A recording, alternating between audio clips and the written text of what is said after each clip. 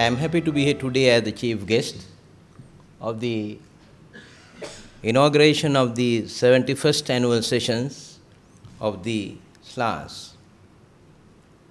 The role of science and technology in future design could be only discussed from the perspective of someone who has lived all his life in this world and whose scientific experience has spanned the years since invention of fossil fuel 200 years ago.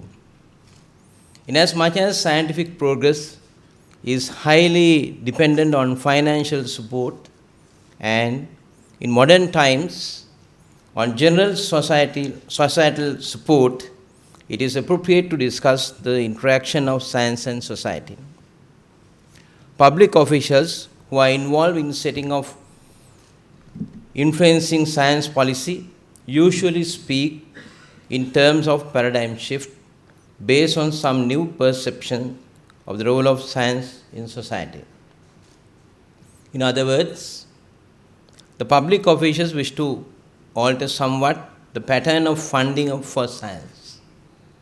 Their motivation is to orient research more toward programs that, for example, ensure stronger economy and improvements in the environment. It is becoming increasingly apparent that those public officials who control public funds will be reluctant to fund research programs that they consider unrelated to national needs, such as science for health, wealth, and long life. Ladies and gentlemen, the effect of the intention of government officials to transfer public research funds toward research programs that serve the national priorities has already affected the nature of the funding available at the funding agencies. For example, at the National Science Foundation, a small increase in funding for the chemistry division is directed towards so-called strategic research initiatives that involve advanced materials and processing, biotechnology, and environmental chemistry. It is likely that this trend will continue. My Ministry on Science, Technology and Research identified the current national priorities: nanotechnology, advanced materials, manufacturing research and education, biotechnology, and globally changes. The express intention is to get more effort into those areas, but not to have them be entirely exclusive. The questions concern many aspects of the support of science, such as: is the paradigm really new? Who decides which areas are strategic and who sets the priorities, and are the important contributions of curiosity-driven basic research to be largely sacrificed? The indications so far are quite clear that the government expects to shift public funds research activities into the areas that are deemed strategic. We have been concerned with basic science and its support by government funds in a modern society. Although there is also some support by private institutions established for that purpose, and also some industrial investment in generally product-oriented basic research, the greatest amount of support by far comes from public funds. One of the ways that the public is repaid for their support is through the technology that fundamental research generates. I suspect that the economic return from technology alone more than compensates for the monies expended for the entire basic research effort, and I have no estimate, however, of whether my suspicion is true or not. It should be noted that the public gains much more than the economic value of technology. It gains culture, comfort, convenience, security, recreation, health, and the extension of life. The word technology means industrial science and is usually associated with the major activities such as manufacturing, transportation, and communication. And technology has been, in fact, closely associated with the evolution of man, starting with tools, clothing, fire, shelter, and various other basic survival items. Advances in technology are generally accompanied by social changes as a consequence of changing economies and ways of carrying out life's various activities. An important question arises concerning how basic scientific discoveries eventually lead to new technologies and what that may mean to the rational support of basic research and the future of science and technology in the developed and developing world. There are great uncertainties in the process that starts with basic research and ends with an economically successful technology. The successful discovery of a new development in research that appears to have technological significance does not ensure the economic success of technologies that may be based on it. There is no question that science and society will continue to co-evolve. The nature of this evolution will certainly be affected by the extent to which governments set funding priorities. Societies whose governments recognize the dependence of the development of successful novel technologies on broadly supported basic research are more likely to be healthier and economically prosperous in the future than those that do not. Because of the unpredictability of the details of the new science and technology that will evolve, the details of social evolution are also unpredictable. And I witnessed today in this hall, there are some students who have gathered here. I believe that they have won some awards. And they are our future scientists.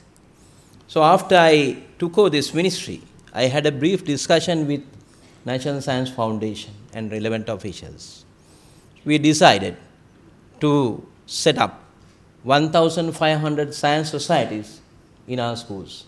At the moment, there are about 600 to 650 science societies. Those science societies are catered by National Science Foundation with limited financial support.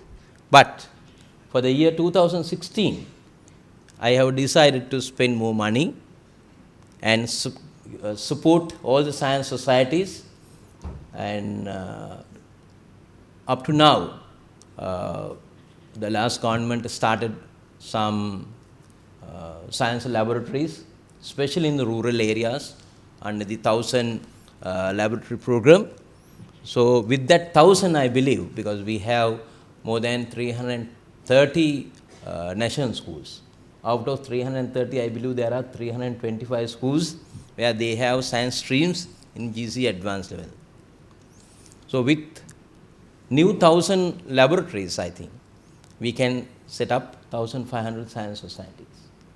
And apart from that, I have proposed in this budget to allocate some funds to set up science center in our country.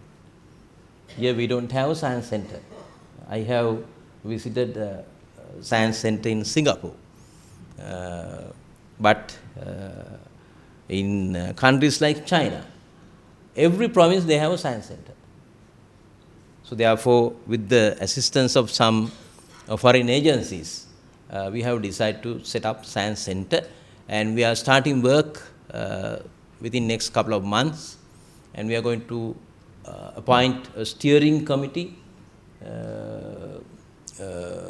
for that purpose. Most of our scientists will be members of that committee, and we seek their support to set up this science center within 3 years. It will take at least 3 years, but we are going to start it next year. The land extent up to 10 acres have been identified. One land in Homagaman and the land in Malabe. So within next month, we'll be able to finalize the location. So there will be many programs to promote science starting from school level. And apart from that, I have assigned certain officials of the Science Foundation to have a survey about mainly two subjects, that is science and maths from grade 6 to GC advanced level. First of all, I asked them to go to colleges of education, because as a Minister of Education for 5 years, I have little experience about that, to check how far we have achieved our targets in the science field, especially in the maths and the science. So if you go through the statistics of the examination department, then you find after every GC O-level examination, normally they hold discussion with all the subject directors. There are 94 zones in the country, education zones. So you find for each and every zone, science director and a maths director. I can remember when I was the Minister of Education, I summoned a meeting of all maths directors. So there should be 94 directors. Unfortunately, due to unavoidable circumstances during that period, from north and east, we didn't get all subject directors. There were 64 out of 94. You know, out of 64, only 8 had basic degree for maths. Some of them, they have basic degree, history, Buddhist culture, or some other subjects. So then I immediately took steps to recruit new SLAAS batch for subject directors. So we recruited more than 400 graduates, science and maths graduates, to be posted as subject directors at zonal levels. So this is how I got little experience with those 5 years. So there will be more funds allocated for Science, Technology and Research Ministry, and 550 millions have been allocated to improve our nanotechnology park. So at the moment, it's a role model, it's a public-private partnership, and the ITI, Director General also here with us today. So we have 13 institutions under the Ministry of Science, Technology and Research. So all these 13 institutions working towards improving science and technology. So I think SLAAS, now this is their 71st annual sessions. So I can just imagine the how old this organization. So therefore, I think you have done a tremendous job for last many years, and I congratulate all the new office bearers and the members of the council for their achievements for last few years, and we always help SLAAS to promote science and technology with your expertism and professionalism. Thank you. And one